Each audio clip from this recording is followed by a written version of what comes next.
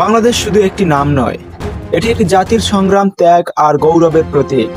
আজ আমরা জানবো কিভাবে জন্ম নিল এই নাম আর কিভাবে ফুটে উঠলো আমাদের স্বাধীন পরিচয়। অনেক পুরনো সময় এই ভূমিকে বলা হতো বঙ্গ। ইতিহাসবিদরা বলেন, গঙ্গা নদীর বদ্বীপ অঞ্চলে যে প্রাচীন সভ্যতার উন্মেষ ঘটে তার নাম থেকেই বঙ্গ শব্দটি উৎপাদিত। পরে আল শব্দের সাথে মিলিয়ে বঙ্গাল থেকে তৈরি হয় বাংলা।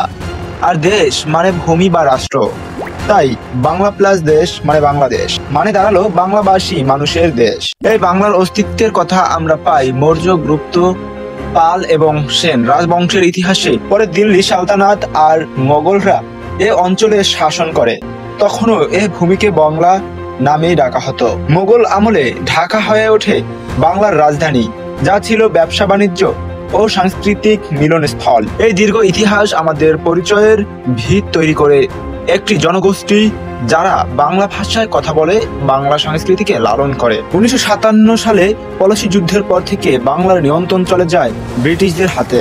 2 শতাধিক শোষণ, দুঃখ, কষ্টের মধ্যেও বাংলার মানুষ তাদের সংস্কৃতি ও ভাষার প্রতি ভালোবাসা হারায়নি।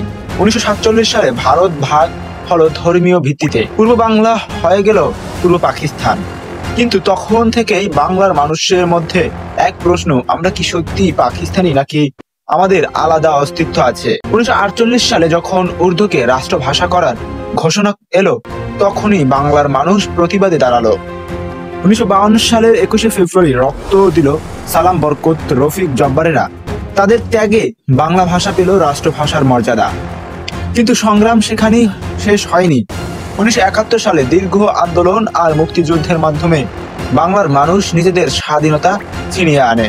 26শে মার্চ ঘোষণা করা হলো স্বাধীনতার, আর 16ই ডিসেম্বরের বিজয় অর্জনের মাধ্যমে বিশ্ব মানচিত্রে আবির্ভাব ঘটালো নতুন এক রাষ্ট্র, বাংলাদেশ। বাংলাদেশ মানে সবুজের সমারোহ, নদীমাতৃক জনপদ, লাল সূর্যের দেশ।